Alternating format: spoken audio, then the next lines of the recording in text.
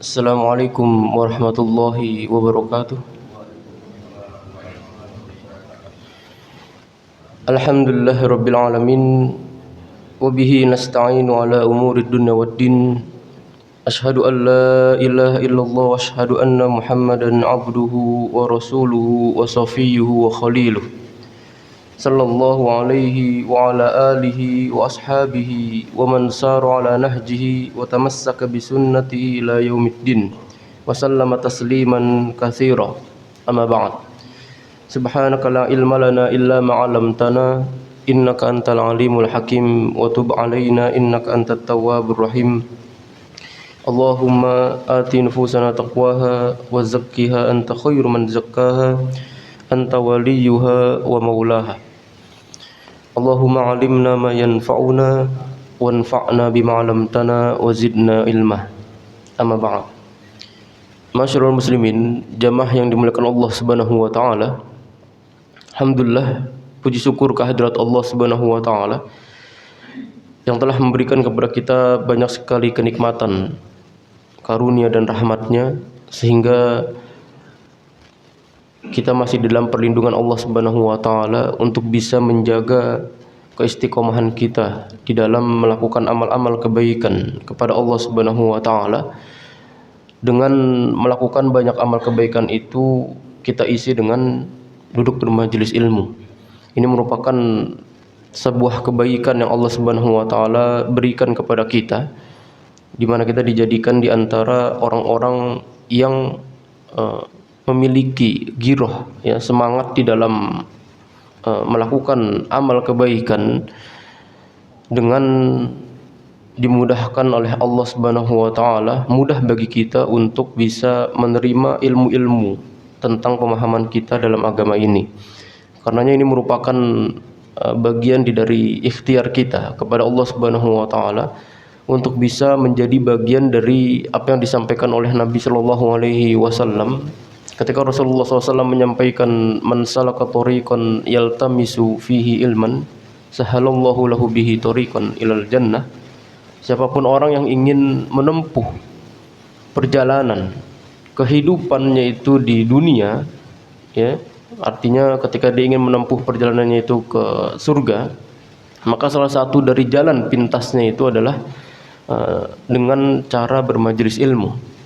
Ini merupakan sebuah keutamaan dari Allah Subhanahu wa taala untuk bisa masuk surganya Allah Subhanahu wa taala melalui jalur ilmu. Ya, semoga kita kemudian menjadi bagian di dalam golongan-golongan orang-orang yang masuk ke surganya itu dengan pintu ilmu. Baik, masyarul muslimin, jamaah yang dimuliakan Allah Subhanahu wa taala, kita sudah menghabiskan, ya, menghatamkan dari kitab Al-Kabair yang ditulis oleh Imam Az-Zahabi rahimahullahu taala. Maka dalam kesempatan yang mulia kali ini kita akan melanjutkan kajian kita. Kita masuk dalam pembahasan kitab yang baru, ya, yaitu tentang kitab Riyadhus Shalihin. Dan ini merupakan nanti kita akan melihat tentang keberkahan yang ditulis oleh Imam Nawawi sampai kemudian lahirnya kitab Riyadhus Shalihin. Ini kitab sangat fenomenal, Pak. Tidak biasa. Para ulama menyampaikan, di dunia ini kitab yang paling banyak diterbitkan selain Al-Quran, ini kitab Riyadhus Shalihin. Karena kita nggak pernah masuk ke setiap masjid di seluruh penjuru dunia. Kalau kita masuk ke masjid, Islamic Center, ya, atau tempat-tempat pusat keislaman lah, masih kitab ini selalu ada. Kitab Riyadhus Shalihin. Ini saking berkahnya kitab yang kemudian ditulis oleh Imam Nawawi, berusia yang masih sangat muda, ya, yang ukuran kalau negeri kita itu mungkin masih belum pensiun, ya, tapi kemudian ditulis oleh Imam Nawawi dengan keberkahan di dalamnya. Baik, maka kita akan mulai dari kitab Riyadhus Shalihin, dari bagaimana Imam Nawawi atau siapa Imam Nawawi itu, ya. Kenapa dinamakan Imam Nawawi, ya, padahal kita tahu di antara banyak para ulama itu terkenal, ya, bukan dari namanya. Seperti Imam Bukhari. Namanya bukan Bukhari. Ya. Imam Syafi'i namanya Muhammad Ini Idris. Jadi para ulama itu kebanyakan mereka itu kalau istilah kita itu punya nama panggung, Mbak. Ya, yang mereka itu digunakan biasanya bersandar kepada tempat daerah dia itu dilahirkan. Ya, termasuk dengan Imam Nawawi rahimahullahu taala. Ya, Imam Nawawi ini namanya Yahya bin Syaraf Abu Zakaria. Dikenalnya Yahya, nama aslinya Yahya bin Syaraf, ayahnya namanya Syaraf, nama aslinya Nawawi Yahya. Nah, Imam Nawawi ini dikenal juga Abu Zakaria. Kalau Abu Zakaria berarti otomatis kan punya anak. Kalau punya anak berarti otomatis punya istri. Tapi disebutkan di dalam biografi dari Imam Nawawi, disebutkan oleh banyak sekali para ulama tarikh, ulama sejarah, bahwa Imam Nawawi ini termasuk dari golongan ulama-ulama uzzab, ulama-ulama yang tidak menikah di dalam kehidupannya. Dia mendermakan dirinya untuk fokus terhadap Islam. Yang artinya udahlah dia mewakafkan dirinya, menghibahkan dirinya untuk benar-benar berkhidmat untuk Islam. Akhirnya kemudian dia tidak menikah. Jadi alasan dia tidak menikah itu bukan karena nggak mau, bukan karena tidak ada yang mau. Sebenarnya ulama besar Pak Imam Nawawi itu, tapi kemudian menjadikan pernikahan itu sebagai sesuatu yang nanti dikhawatirkan bisa mengganggu proses belajarnya. Bayangkan, coba bandingkan dengan kita hari ini, ya usia segitu malah berlomba-lomba pengen nikah lagi malah ya.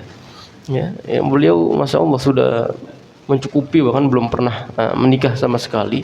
Ya, tapi di sisi lain, walaupun dia tidak menikah, tapi menjadikan waktu dan usianya itu untuk dihibahkan, diberikan seluruhnya untuk Islam. Nanti kita akan melihat bagaimana Imam Nawawi ini dalam menulis kitab Riyadhus Shalihin ini. Ya, maka disebutnya dengan Abu Zakaria. Ya, dan ini merupakan sebuah kunyah yang tidak yang bisa dibilang dimaklumkan. Orang belum menikah, tapi kemudian dia itu diberikan gelar sebagai nama Abu Zakaria. Artinya otomatis kan dia bapaknya Zakaria, ya, tapi dia belum menikah. Dan ini pun nanti banyak dipakai seperti Aisyah radhiyallahu anha. Aisyah itu dikenalnya dengan Ummu Abdillah. Padahal Nabi SAW nggak punya anak dari Aisyah, namanya Abdullah. Tapi Aisyah itu radhiyallahu anha itu dikenalnya dengan Ummu Abdillah. Jadi banyak nanti para ulama, para orang-orang besar di zaman kebesaran Islam yang mereka itu menisbahkan dirinya dengan nama seorang anak karena dia ingin berdoa agar kemudian dia itu seperti ingin memiliki keturunan seperti Zakaria misalnya, atau ingin keturunan seperti ini dan sebagainya. Jadi mereka bersandar kepada nama-nama baik itu. Ya, termasuk dengan Imam Nawawi rahimahullahu taala. Baik.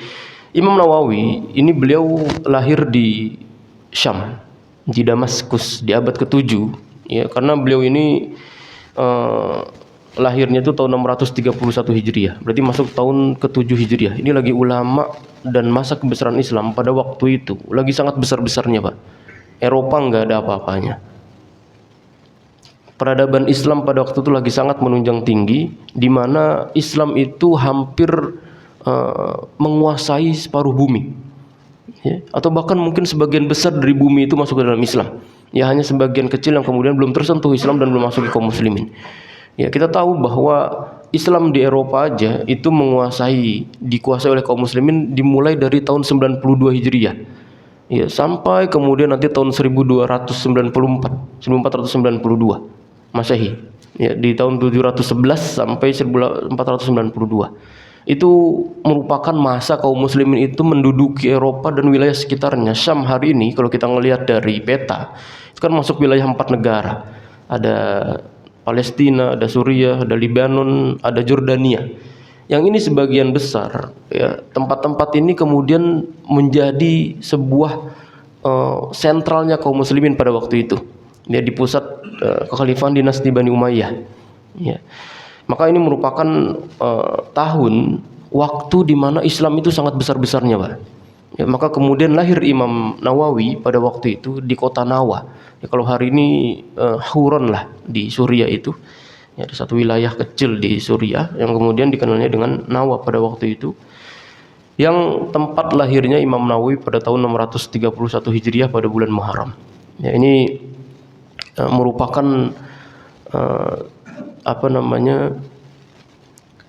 masa ulama yang sudah sangat jauh sekali, ya, udah bukan tabi'in atau tabi'ut tabi'in. Karena Imam Syafi'i aja itu lahir tahun 150 Hijriah, wafatnya tahun 204. Lah ini beliau lahirnya tahun 631. Ya, jadi artinya sudah jauh sekali. Sudah mau peralihan masa dinasti Bani Umayyah ke Bani Abbasiyah. Baik.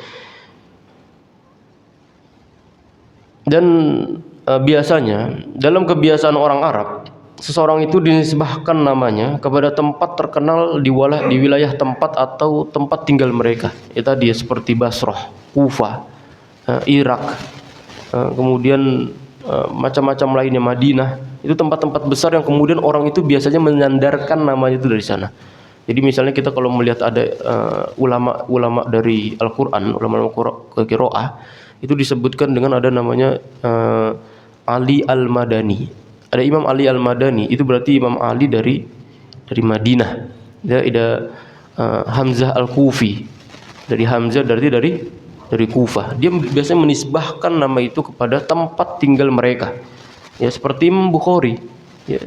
Makanya disebutnya dengan Bukhara, yang hari ini itu ada di Uzbekistan, ya, Pak. Bukan Arab dia. Imam Nawawi juga bukan orang Arab. Itulah kenapa bahwa Islam ini memang turun di Arab, tapi dia bukan agama Arab. Islam memang diturunkan oleh Allah Subhanahu wa taala di masyarakat Arab. Bahasanya pun bahasa Arab. Tapi Islam bukan hanya sebatas untuk negara Arab. Dan nanti kalau kita melihat di masa kebesaran-kebesaran Islam, justru orang-orang yang meneruskan tongkat estafet para nabi sallallahu alaihi wasallam, para nabi setelahnya, itu justru orang-orang yang bukan berasal dari Arab. Imam Bukhari coba. Imam Bukhari dari mana? Dari Uzbekistan tadi, dari Bukhara. Imam Muslim, ya, Imam Abu Hanifah coba. Dari mana? Ya, itu ulama-ulama yang kemudian bukan dari berasal orang Arab. Ya, jadi kalau kita melihat hari ini orang Arab Saudi, malah justru kalau hari ini kita melihatnya ya kebanyakan dari mereka itu atau negaranya itu justru malah melakukan hal-hal yang kalau itu tidak Islami lah gitu ya. Dibuatkan konser ya di ini dan sebagainya lah. Jadi banyak kemudian masyarakat Arab di sana pun justru tidak mencerminkan nilai-nilai keislaman. Ya, berbeda dengan nanti ketika datangnya para ulama-ulama besar ini. Imam Nawawi termasuk datang dari kota Syam, dari negeri Syam, di Suriah. Ya, jadi ketika Islam itu masuk ekspansi ke suatu negeri, maka Islam di sini bukan hanya menjajah. Makanya disebutkan oleh para ulama, ketika Islam itu masuk ke sebuah negeri, maka disebutnya dengan futuhat, bukan sayyitorah.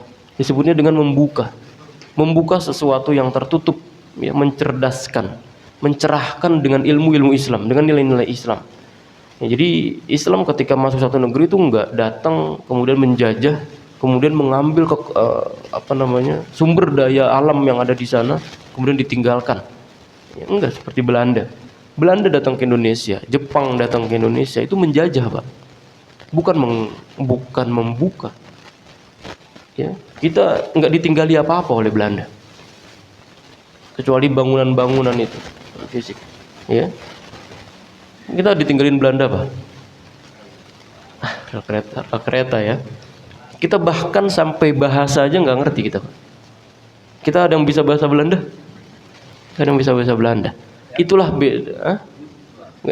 Itulah bedanya antara membuka futuhat dengan penjajah. Kalau dulu orang-orang Eropa dulu yang datang ke Indonesia, orang Jepang, orang Belanda, itu mereka datang untuk mengeruk kekayaan sumber daya alam yang dimiliki oleh Indonesia. Tapi berbeda ketika Islam itu masuk ke suatu negeri. Mereka itu bukan menjajah, tapi mereka itu memberikan kecerdasan, mencerdaskan orang-orang yang di dalamnya dengan cahaya Islam. Makanya kalau kita ngelihat, Pak, Syam itu tadi ya, Palestina, Suriah, Jordania sama Lebanon. Ini 4 negara ini, itu kan bukan Arab. Betul gak? Betul. Mereka punya bahasa sendiri kalau hari ini. Coba antum kalau kita melihat hari ini pergi ke Jordania, ke Syam, coba kita pergi. Kita ngomongnya pakai bahasa apa? Pakai bahasa Arab. Kalau kita pergi ke Mesir coba, Mesir itu bukan negara Arab. Dia benuanya aja udah benua Afrika. Ya, tapi kalau kita masuk ke sana pakai bahasa Arab. Bayangkan. Orang Islam kalau masuk ke suatu negeri yang diajarkan itu bukan cuma Islamnya, tapi bahkan sampai bahasanya pun diajarkan.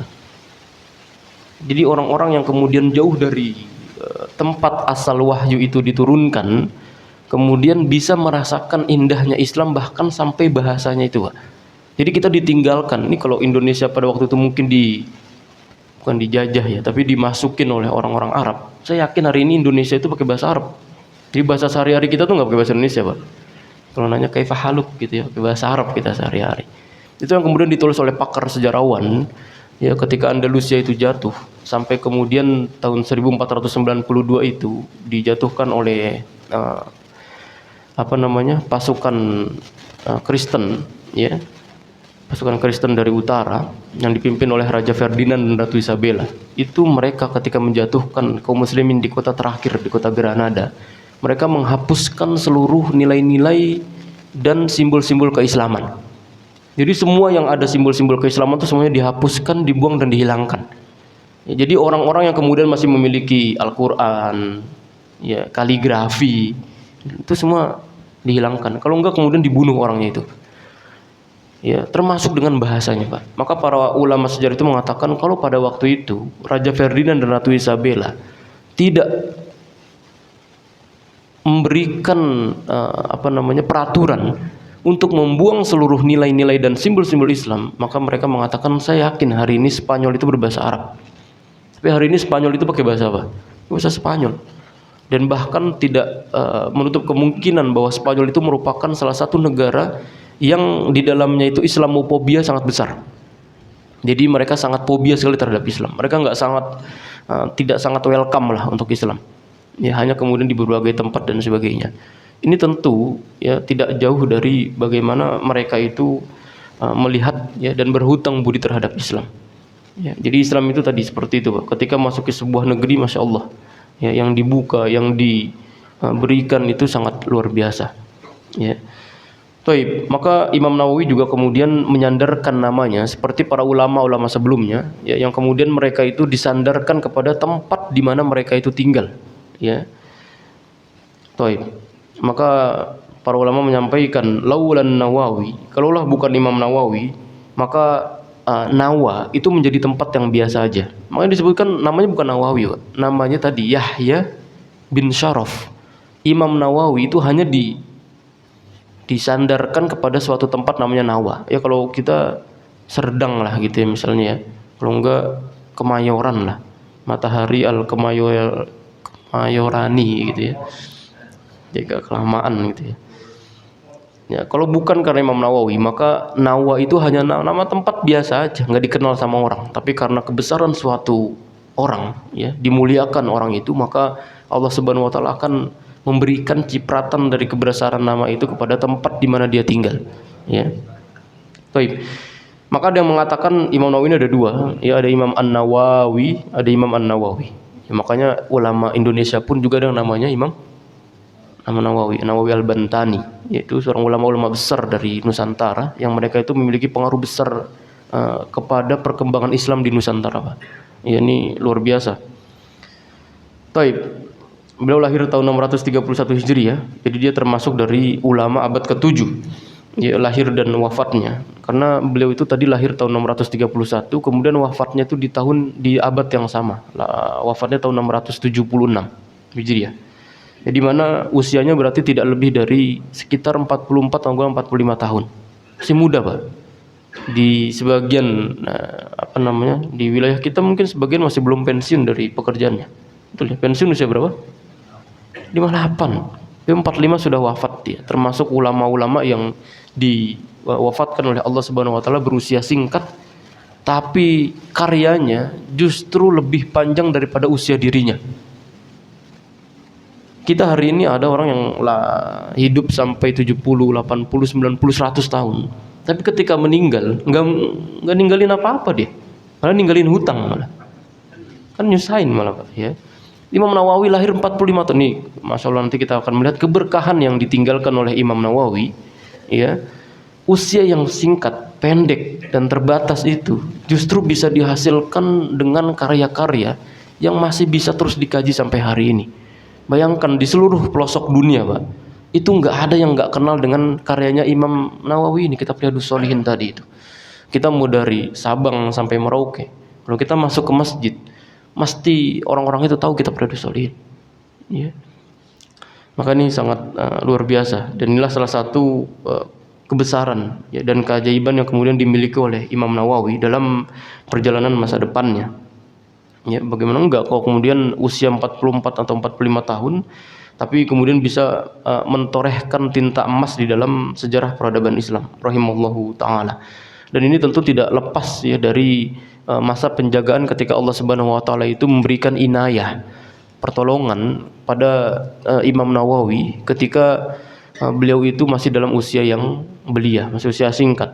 Dan ini tentang bagaimana penjagaan orang tua kepada anaknya, Pak.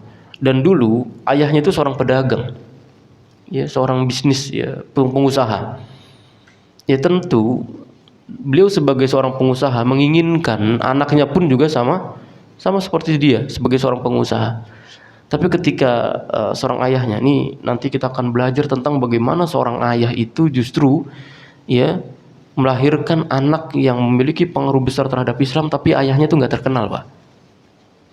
Siapa yang tahu ayahnya Imam Nawawi? Nggak ada yang tahu, karena nggak pernah dijelaskan, nggak pernah disebutkan di dalam sejarah sekalipun. Yang nggak ada yang mengenal tentang ayahnya Imam Nawawi. Tapi anaknya soleh. Anaknya soleh. Kalau anaknya soleh otomatis nggak apa-apa, ayahnya nggak terkenal nggak apa-apa. Yang penting anaknya itu soleh, kemudian mendoakan dia terus. Kadang memang kita tuh harus berada di belakang panggung ya, nggak mesti harus kita yang selalu tampil. Tapi kemudian anak-anak kita, ya keturunan-keturunan kita yang justru bisa melanjutkan kebesaran kita sebagai seorang muslim. Ya, dan ini tentu tidak lepas dari inayah, penjagaan dari Allah Subhanahu wa taala kepada Imam Nawawi rahimahullahu taala. Ini disebutkan di dalam berbagai banyak sekali kisah. Ada seorang ulama dari Maroko, itu namanya Yasin Al-Marokushi. Ini ulama besar di Maroko pada waktu itu. Dia ini suka melakukan rihlah, perjalanan menuntut ilmu. Termasuk yang dilewati, yang disinggahi itu adalah satu tempatnya Imam Nawawi ini di Nawa itu. Ketika Syekh Yasin Al-Marokushi ini melewati tempat itu, kemudian mendapati Imam Nawawi kecil pada waktu itu, dia lagi baca buku, Pak. Lagi baca buku, ya. Kemudian lagi baca, lagi murojaah, lagi menghafal dan sebagainya. Anak kecil. Ya. Kemudian datang teman-temannya ngajak main. Lazimnya anak kecil ketika diajak main otomatis mau, yang mana anak kecil namanya. Jangankan dipaksa, disuruh. Dia nggak disuruh aja udah main sendiri. Tapi Imam Nawawi ketika dipaksa untuk main itu dia nangis, nggak mau, dia menolak. Jadi sempat terjadi dialog itu, maka dilihat oleh Syekh Yasin Al-Marokushi ini. Ya, datang kemudian dia melihat, kok anak kecil aneh, diajak main malah nangis, ada apa? Kata Imam Nawawi, kalau waktu itu belum jadi Imam Nawawi besar ya, dia masih kecil. Kemudian dia mengatakan, ini teman-teman saya ngajak saya main, saya mau belajar Al-Quran, saya tidak ingin kehilangan waktu saya untuk belajar dan mengkaji murojaah Al-Quran dan sebagainya. Ya. Maka Imam Syekh Yasin ini dia mengatakan, gimana antum anak kecil, masa antum gak mau main sebagainya. Tadi Imam Nawawi itu memberikan alasan bahwa saya itu tidak ingin kehilangan waktu, mengisi waktu saya itu untuk bermain daripada untuk mengkaji ilmu seperti ini. Maka ini memang jarang Pak anak seperti itu ya. Kalau kita bandingkan dengan anak kita hari ini, coba usia segitu kita kira-kira kita paksa dia untuk belajar atau paksa dia untuk main? Belajar. Imam Nawawi ini tidak, ya, dia terbesit sendiri untuk kemudian belajar. Diajak main nangis, coba. Anak kita itu ya, nangisnya itu dipaksa buat main atau dipaksa buat nggak main? Ya. Beda sekali memang kualitasnya, Pak. Ya, ini kualitas keberkahan waktu, zaman dan sebagainya. Ya, maka ya, kita berdoa lah agar kemudian kita bisa dipertemukan dengan zaman kebesaran Islam seperti ini lagi ya, Masya Allah. Maka ya, nangis ya. Maka ketika Imam Al-Marokushi itu mendapati sebuah keanehan yang dia dapati dari sosok Imam Nawawi kecil ini, maka Imam Al-Marokushi itu mendatangi rumah ayahnya, ayahnya Imam Nawawi. Dia penasaran, nih Gimana ya apa yang dilakukan oleh seorang ayah ini hingga kemudian anaknya ini disuruh main kok nggak mau, malah justru maunya belajar. Ini kan aneh ya. Maka kemudian Imam Yasin Al-Marqusi itu, Syekh Yasin Al-Marqusi kemudian mendatangi ayahnya. Dia mengatakan, "I'tani bibenika, fa innahu lahu sya'nun, fa innahu sayakunu lahu sya'nun." Ini antum pelihara, jaga, ya, rawat dia baik-baik, karena sungguhnya ini merupakan anak yang nanti memiliki masa depan yang sangat cerah lah kalau kita itu ya. Memiliki kebesaran yang sangat luar biasa. Dan itu mendapatkan rekomendasi kalimat itu dari seorang ulama besar, Syekh Yasin Al-Marqusi. Ya, untuk kemudian dijaga. Yang ayahnya aja nggak tahu, Pak. Ayahnya kan sedang sibuk berdagang, dia nggak tahu tentang kebiasaan anaknya, apa yang disukai anaknya dan sebagainya, nggak tahu. Ayahnya ini mendapatkan laporan itu justru dari seorang ulama itu. Ya, begitu datang ke tempat ayahnya itu dan kemudian dia mengatakan itu, maka kata ayahnya mengatakan, wa ma yadri bihada, ya, amunajjimun anta, ya, antum tahu dari mana kalau kemudian anak saya ini bisa menjadi orang besar di masa depan. Amunajjimun anta, apakah engkau seorang penyihir, ya, seorang dukun. Ya, kemudian Syekh Yasin itu mengatakan, lah lakinnahu syai'un waqa'a fi qalbi wa ahbabtu an ukhbirak. Ini merupakan sesuatu yang menjadi terbesit aja di pikiranku, ya, dan aku ingin mengabarkan itu kepada Anda sebagai ayahnya, ya. Maka kemudian ayahnya pun memperhatikan dan memberikan inayah yang luar biasa kepada anaknya. Jadi memang dalam pembahasan ini ada dalam kondisi kita yang anak-anak kita itu memang nggak semua itu jadi ulama, Pak. Nggak semuanya jadi ustadz, jadi penghafal Quran. Nggak semuanya jadi ya seperti yang kita inginkan tadi. Memang ada ulama, ada anak-anak yang mereka memiliki passionnya itu bukan di situ. Mereka kalau disuruh duduk belajar, duduk lama-lama, mengaji, baca Al-Quran, jenuh mereka, pusing. Kemudian orang tua itu memaksakan dia untuk jadi ustadz, ya, jadi ulama, di penghafal Quran. Kalau anaknya itu kemudian tidak ingin betah, maka justrunya banyakkan yang mental. Ya, tapi kemudian kalau orang tuanya ini seperti bapaknya tadi, bapaknya itu nggak memaksakan dia itu untuk menjadi seorang pengusaha, seorang bisnismen, ya. Tapi dilihat dari kecenderungan yang dimiliki oleh sang anak tadi itu, sehingga anaknya ini kemudian yang memiliki passion dan memiliki keinginan yang berbeda dengan apa yang diinginkan oleh ayahnya.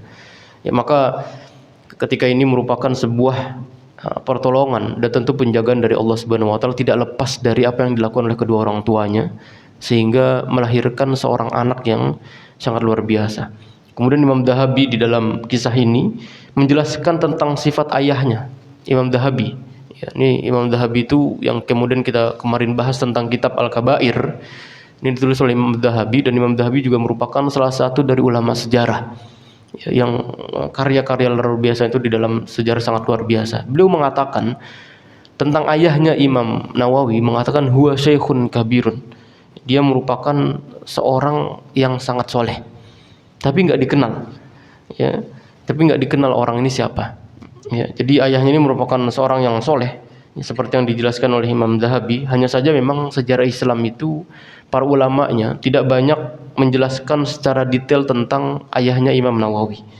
Ya, tapi cukup bagi kita untuk kemudian mengetahui bahwa kesolehan ayah itu sangat berpengaruh, Pak. Sangat berpengaruh terhadap kesolehan anak-anaknya. Ini mohon digarisbawahi bahwa kesolehan orang tua itu sangat berpengaruh terhadap kesolehan anak-anaknya. Kita tahu di dalam surat Al-Kahfi,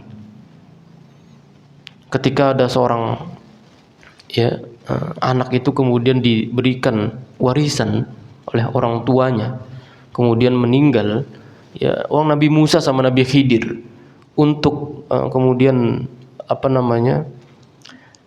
datang ke sebuah tempat anak itu ditinggalkan warisan oleh ayahnya. Kemudian kata Nabi Khidir kan mau dibangunkan rumah, ya. Itu jangankan oleh masyarakat pada waktu itu diberikan minum, jangan minum, disapa aja enggak, ya. Tapi hartanya itu dijaga oleh Allah Subhanahu wa taala dari orang-orang masyarakat pada waktu itu. Kalau pada masyarakat pada waktu itu ngerti, Pak, bahwa di rumah itu ada harta warisan yang banyak, ditolongin enggak Nabi Khidir sama Nabi Musa? Ditolongin pasti. Tapi karena masyarakatnya itu nggak tahu, diberikan penjagaan dari Allah Subhanahu wa taala, Maka Allah Subhanahu wa taala di situ menyampaikan wa kana abuhuma sholihah. Karena kedua orang tuanya ya itu pada waktu itu soleh. Dan Imam Ibnu Katsir itu menyampaikan dalam tafsir surat itu bahwa yang disebutkan dengan orang tua itu bukan orang tua kandung, Pak, tapi orang tuanya yang ketujuh. Kakek-kakeknya yang silsilah yang ketujuh, ketujuh turunan gitu ya.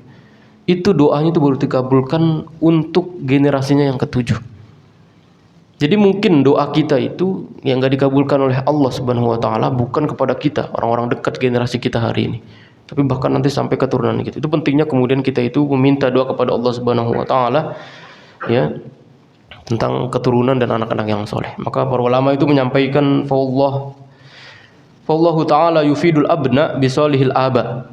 Ya, ketika Allah Subhanahu wa taala mengkaitkan kesolehan anak itu dengan kesolehan orang tuanya.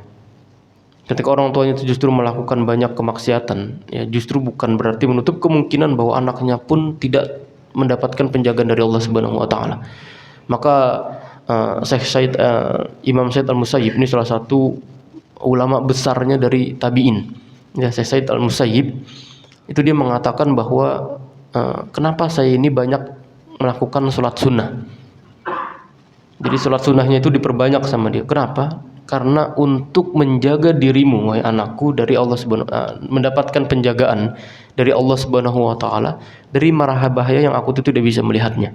Kita sebagai orang tua pasti kan nggak pernah bisa membersamai dan menjaga anak kita setiap saat, Pak.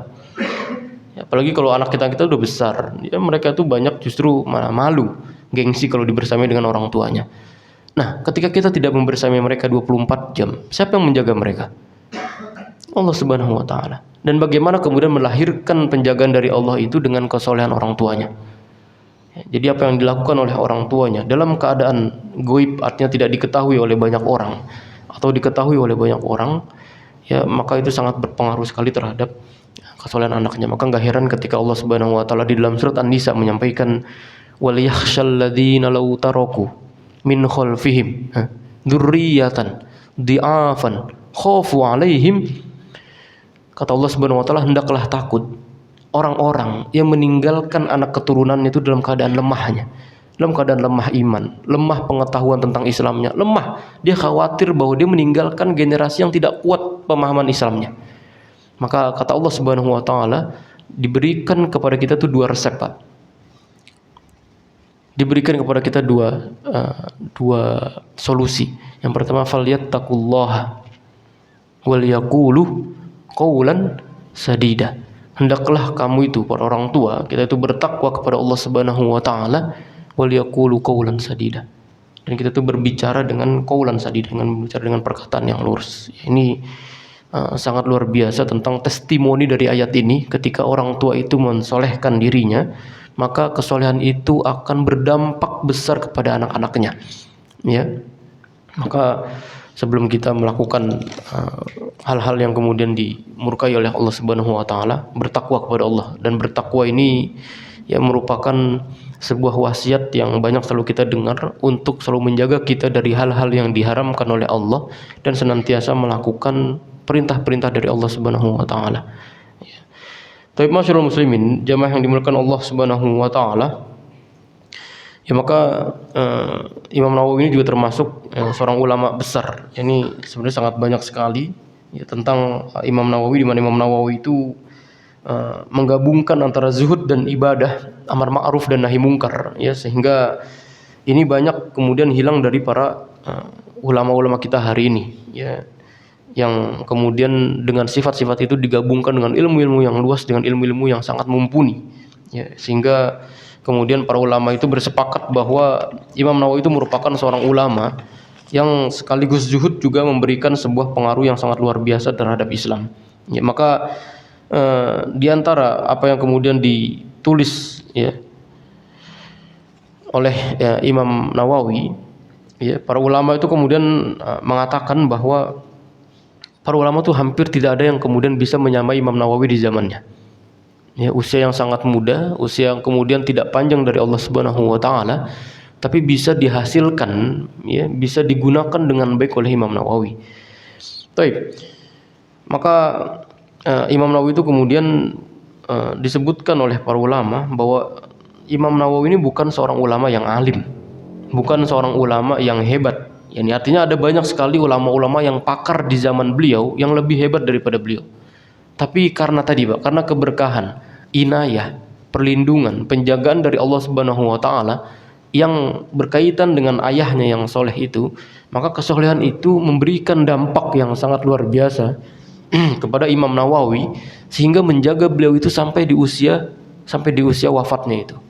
Jadi diberikan oleh Allah Subhanahu wa taala kemampuan untuk bisa menggunakan waktunya dengan baik.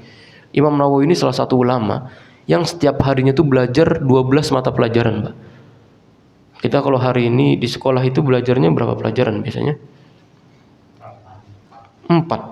Ya, Imam Nawawi itu belajar setiap hari 12 pelajaran, Pak. Ya kalau 12 pelajaran berarti ada tafsirnya, ada hadis, ada fikih, ada mustalah hadis, ada ulumul Quran, banyak semuanya itu sampai 12. Waktunya kapan dia? Waktu buat murojaahnya kapan? Waktu buat menghafal Qurannya kapan? Waktu buat tidurnya kapan? Waktu buat makannya kapan? Ya, waktu buat macam-macamnya kapan?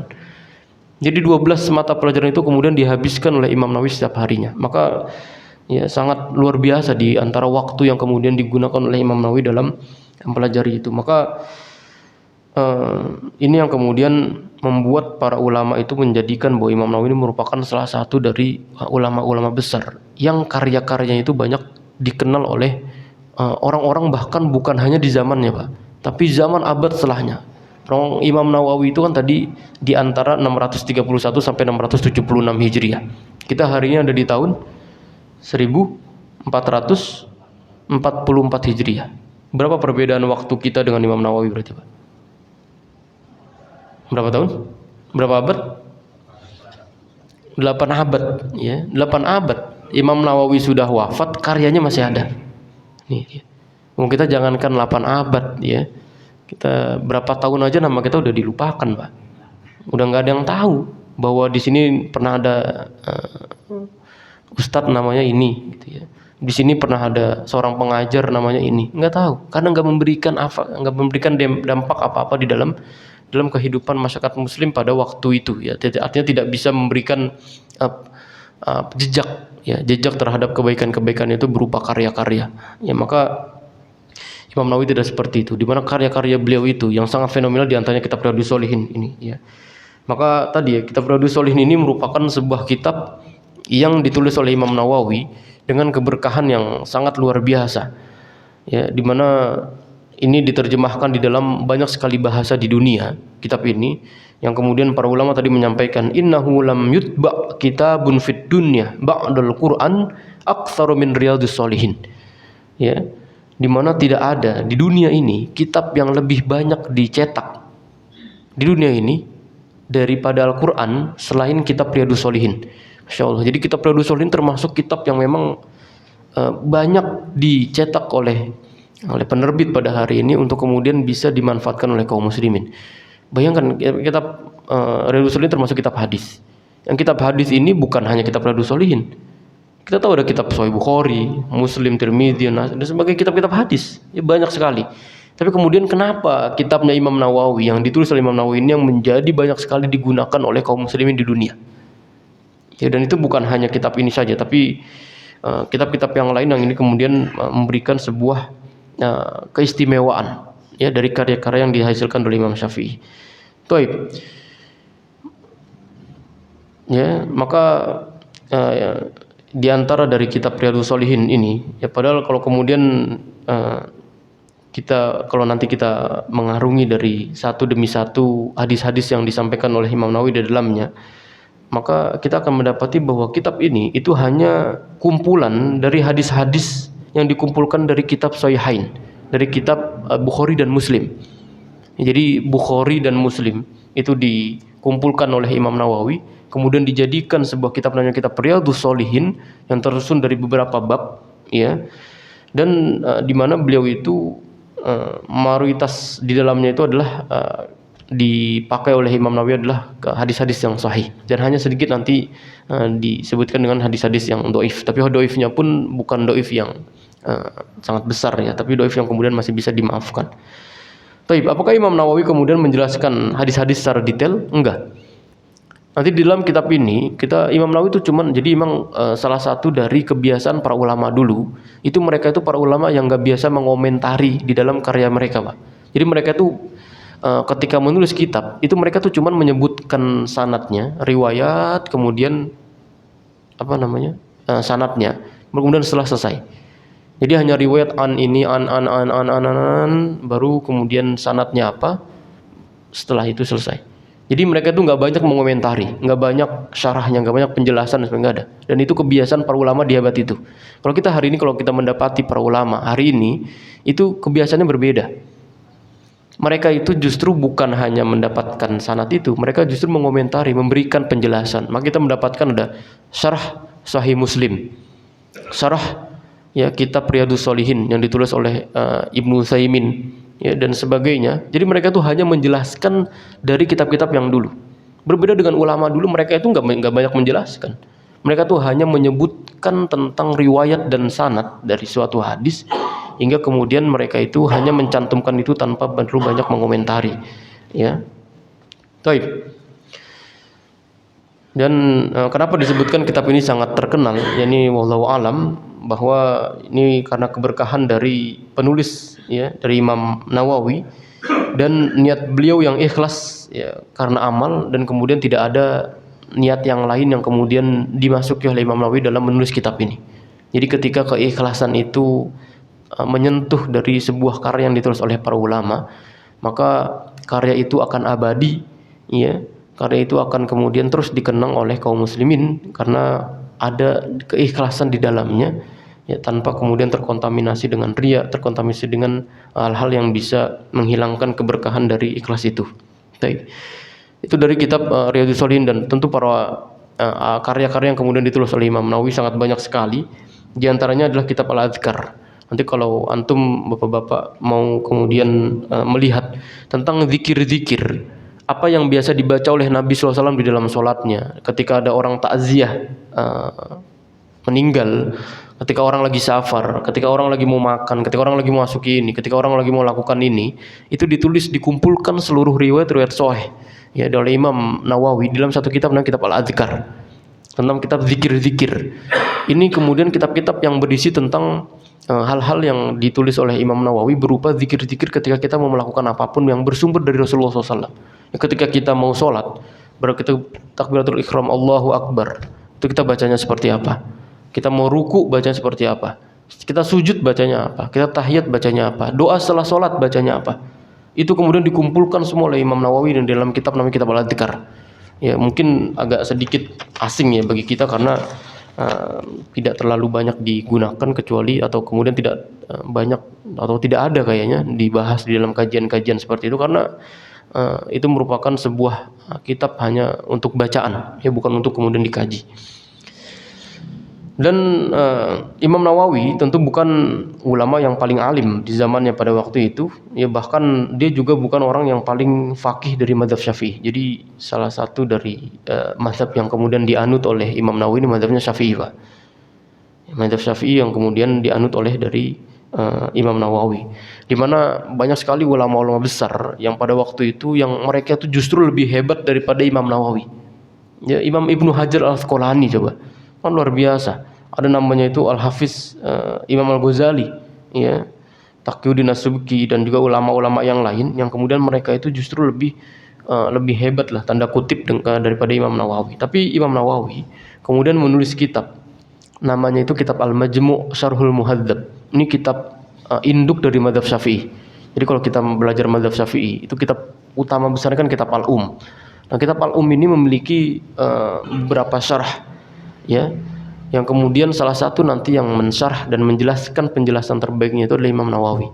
Imam Nawawi punya kitab namanya kitab Al-Majmu' Syarhul Muhadzab, yang di dalamnya itu mengumpulkan tentang riwayat-riwayat dan hukum-hukum fikih dari Imam Syafi'i. Ya, dan kitab itu justru terkenal dan banyak digunakan oleh para ulama hari ini. Dan yang tidak kalah menakjubkan lagi kemudian kitab yang ditulis Imam Nawawi ya, berupa kitab Minhajut Thalibin. Ya, ini kitab dalam pandangan dia itu sebagai seorang ulama dari mazhab Syafi'i, dan banyak sekali ya kitab-kitab yang kemudian ditulis oleh Imam Nawawi. Begitu juga dengan ketika beliau itu menulis tentang kitab mustalah. Jadi beliau itu bukan salah satu mustalah, ini mungkin asing, Mbak. Mustalah itu istilah-istilah di dalam ilmu-ilmu hadis, ilmu-ilmu fikih. Itu ada beberapa istilah-istilahnya yang kalau kita nanti kemudian mempelajari, dan itu kemudian ditulis oleh Imam Nawawi ya untuk memudahkan para penuntut ilmu di zaman itu. Dan beliau itu bukan seorang ulama yang ahli dalam ilmu mustalah. Ada Ibnu Hajar al-Asqalani yang lebih pakar dari beliau, ada Imam Al-Hafiz Al-Mizzi yang lebih pakar daripada beliau. Tapi kemudian Imam Nawawi menulis sebuah kitab, namanya kitab At-Taqrib wa Taysir li Sunanil Basyirin Nadhir. Ini sebuah kitab dari Imam Nawawi yang enggak terkenal. Tapi kemudian datang seorang ulama namanya Imam Asy-Syauyuti ya, yang datang 2 abad atau 3 abad setelah Imam Nawawi ini meninggal, kemudian menjelaskan dari kitab Imam Nawawi, sehingga kemudian beliau itu menulis kitab lagi namanya kitab Tadribur Rawi Syarh Taqribin Nawawi ya, yang kemudian kitab ini justru dipakai sampai hari ini. Jadi kalau hari ini mau mempelajari tentang ilmu-ilmu mustalah hadis ya, yang sampai jenjang S2, S3 yang pakar ilmu hadis, maka salah satu kitab yang menjadi kitab rujukan utamanya kitab ini ya, dan ini ditulis oleh Imam Nawawi rahimahullahu ta'ala. Dan ada kitab banyak sekali yang kemudian dipakai oleh Imam Nawawi di dalam menjelaskan dari ya, ilmu-ilmu kepakaran yang ditulis Imam Nawawi. Jadi memang mereka itu atau Imam Nawawi ketika menulis sebuah kitab bukan seperti kita hari ini ya mengharapkan royalti ya dan sebagainya. Dulu belum ada sistem royalti, Pak. Ya, para ulama dulu belum ada PDF ya seperti kita hari ini kemudian dibaca di handphone, nggak ada. Mereka kalau mau menulis kitab, mereka itu menulis pakai tangan. Jadi sebanyak lembar yang kemudian dia tulis, maka sebanyak itulah yang nanti akan dihargai oleh khalifah pada waktu itu. Jadi para ulama itu mereka dulu bukan mengejar royalti. Jadi nulis kitab untuk mendapatkan uang, nggak ada. Gimana mau nulis kitab mendapatkan uang? Mereka nulis kitabnya sendiri. Kita hari ini kalau kita di Al-Hidayah aja di kitab Riyadhus Shalihin ada 4 kitab ini, Riyadhus Shalihin. Bayangkan kalau Imam Nawawi pada itu nulis kitab Riyadhus Shalihin ada 4 kitab, cuman untuk ngejar royalti nggak ada. Jadi mereka itu Imam Nawawi itu biasanya nulis kitab ya kemudian dijelaskan dan ditulis lagi oleh para sahabatnya, para murid-muridnya ya. Jadi para ulama dulu itu ketika menulis sebuah kitab itu bukan hanya untuk mengejar royalti ya. Sehingga hari ini para ulama, para ustadz justru menulis kitab untuk menjual, untuk berjualan kitab. Ya ini kan sangat miris sekali ya. Di mana mereka itu seharusnya ulama menulis kitab itu bukan itu niat dan keikhlasan yang seharusnya ditulis di dalamnya. Tapi bagaimana dengan kitab ini bisa mencerdaskan kaum muslimin, bisa memberikan pengaruh dan dampak yang besar kepada kaum muslimin. Bukan justru dengan kitab ini ditulis untuk berjualan. Nanti nilai keberkahannya itu berbeda. Nilai keberkahan dan nilai keikhlasan itu berbeda. Imam Nawawi dulu nggak berpikir seperti itu, Pak. Ya, makanya kitabnya ini yang kemudian banyak digunakan oleh ulama-ulama setelahnya bahkan sampai abad kita hari ini. Ya, dan para ulama dulu ketika menulis kitab itu dia dihargai langsung oleh khalifah. Ya, harganya itu bayangkan ini ada berapa lembar ini. Yang satu lembarnya itu ya, berupa emas kalau nggak salah. Satu lembarnya. Jadi kitab ini misalnya ditutup kemudian ditimbang, maka besar berapa kilonya itu yang kemudian dijadikan emas. Bayangkan kalau kitab ini ditimbang 2 kilo, Pak. Untuk dapat 2 kilo emas itu. Jadi beneran ini. Makanya para ulama dulu itu bukan ngejar royalti, dia sudah mendapatkan kesejahteraan itu dari para khalifahnya. Bayangkan hari ini guru, ulama, ustadz nulis kitab coba. Dia yang nulis, dia yang nerbitkan, dia juga yang memasarkan coba. Apa enggak miris itu ya? Kita hari ini ulama itu Masya Allah sangat tidak berada di tempatnya lah. Makanya seorang ulama besar tuh dari Uni Emirat Arab ya, beliau mengatakan kalau sinar bintang para artis itu lebih berpijar dibandingkan dengan sinar para ulama, maka itu ciri dari peradaban yang tidak maju. Kita hari ini, Pak, yang lebih terkenal itu ulama atau artis, Pak? Artis. Yang lebih banyak digunakan itu di TV-TV kita, lihat ya, di media-media sosial kita. Itu lebih banyak hiburan atau lebih banyak edukasi? Lebih banyak hiburan atau lebih banyak pendidikan? Hiburan semuanya. Kita kalau nyewa biduan daripada nyewa ulama, itu lebih mikir-mikir kita. Kenapa? Karena zaman kita seperti ini, zaman udah hancur kayak gini kok kita mau hidup zaman seperti ini. Dulu gaji guru, gaji ustadz itu yang paling rendahnya, Pak. Saya bicara orang yang paling rendah. Kalau kita hari ini ngomong guru honorer lah. Itu gaji yang paling rendahnya itu 11 dinar. 11 dinar, 1 dinar hari ini 4 juta. 11 dinar berapa juta? 44 juta. Itu gaji guru paling rendah. Gaji ustadz yang paling rendah di zaman kebesaran Islam dulu. Sekarang guru berapa gajinya? Ya, antum yang jawab sendiri ya. Betapa mirisnya guru di zaman hari ini. Maka ketika ulama, ketika guru itu dikerdilkan, nggak akan pernah maju zaman itu, Pak. Antum bisa menjadi presiden, bisa jadi dokter, bisa jadi pilot, insinyur dan sebagainya. Itu berkat apa? Ke guru. Antum nggak bisa menjadi orang besar itu kecuali dari sentuhan seorang guru. Nah, hari ini gurunya itu malah dikerdilkan. Yang gajinya yang nggak dibayar-bayar lah, ditunggak dan sebagainya. Dan anehnya kita itu justru malah mau hidup di zaman seperti ini, coba. Ya Allah, aneh ya. Aneh sekali, masa berpikir kita tuh, pola berpikir kita aneh sekali. Itu kebesaran Islam, Masya Allah. Kita tanyakan sama orang-orang yang pendidikannya itu justru lebih maju negaranya daripada kita. Di Finlandia, di Australia, mereka berapa gaji gurunya, coba tanya. Ya, kita di Indonesia, Masya Allah, dengan minat baca yang rendah, ya, kemudian ya, seperti itu. Maka kalau kemudian kita tidak menanamkan itu dalam keluarga kita, tidak mencerahkan kepada mereka bahwa Islam tuh nggak seperti ini loh. Peradaban Islam tuh nggak seperti ini, Pak. Ya, peradaban Eropa ini baru beranjak itu hanya belum sampai 100 tahun kan.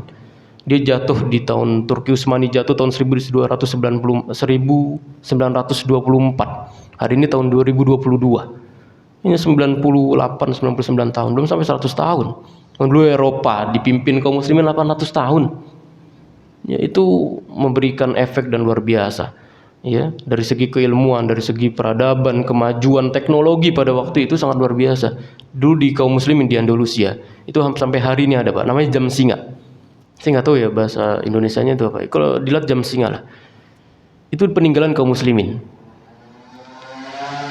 Ketika kaum muslimin jatuh tahun 1492 di kota terakhir yang dimiliki kaum muslimin di Granada, dihancurkan oleh orang-orang Katolik, ya, dari Protestan dari utara, orang Kristen. Kan kaum muslimin udah jatuh, mereka sudah diusir, ya.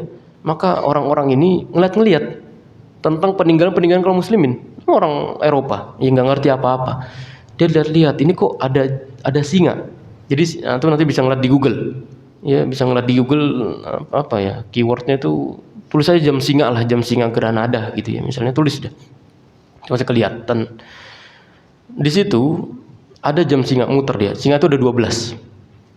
Kalau jam 1 keluar satu air dari satu singa. Jam 2 keluar air dari 2 singa. Jam 3 keluar air dari 3 singa. Jam 6 keluar air semuanya. Jam 12 keluar air semuanya. Jadi ada 12 singa. Nah, ini yang kemudian dilihat oleh orang Eropa pada waktu itu. Dilihatin, diperhatiin. Ini kok bisa ya? Jam 1 bisa keluar air. Jam 2 bisa keluar air.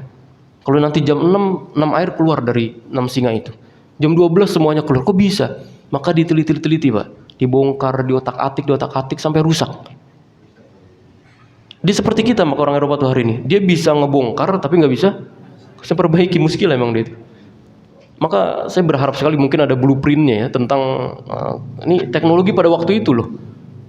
Teknologi pada waktu itu yang diotak-atik sama orang-orang Eropa tuh, kemudian diotak-atik sampai hari ini, Pak, nggak berfungsi itu. Itu peninggalan kaum muslimin juga. Bayangkan, di zaman itu sudah kaum muslimin itu memiliki teknologi yang sangat luar biasa, membuat sebuah ornamen besar di Andalusia itu dengan teknologi yang sangat tinggi. Maka ini luar biasa ya ketika kita kemudian kembali kepada Islam, mengerti tentang Islam. Mengerti tentang kenapa kalau kemudian saya itu memberikan kajian selalu saya sisipkan dengan sejarah, supaya kita ini tidak buta tentang sejarah kita, Pak. Bahwa kita nih kaum muslimin hari ini berusaha ditutupi oleh orang Eropa. Ketika kita menengok ke belakang, yang kita lihat hanya tembok besar yang menghalangi dari sejarah kebesaran Islam. Kita nggak ngerti, kita nggak tahu tuh para ulama-ulama dulu bagaimana mereka itu memberikan ya sebuah karya yang bisa dimiliki oleh kaum muslimin. Jadi sehingga kita itu sekarang hari ini buta, disorientasi. Hidup kita ini kehilangan arah. Kenapa? Karena kita nggak tahu sejarahnya. Ya, maka seorang negara yang kemudian tidak mengerti tentang kebesaran dari sejarah negaranya itu, maka dia akan kehilangan karakternya, Pak. Dia terombang-ambing, nggak tahu. Dia ikut karakter yang Korea, iya hari ini Korea sedang luar biasanya, maka kita ngikut Korea. Pada waktu itu Eropa yang lagi besarnya, kita ikut Eropa. Itu negaranya nggak tahu tentang sejarahnya, kita tuh kehilangan arah. Ketika kita tidak tahu tentang sejarah kita, kemana kita akan melangkah, ya, maka kita akan kehilangan arah itu, disorientasi kehidupan kita.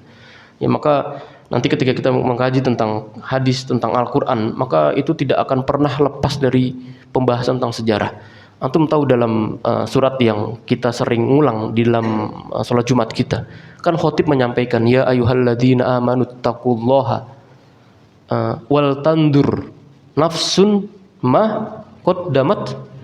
Lihat, Allah aja membicarakan tentang sejarah, Pak.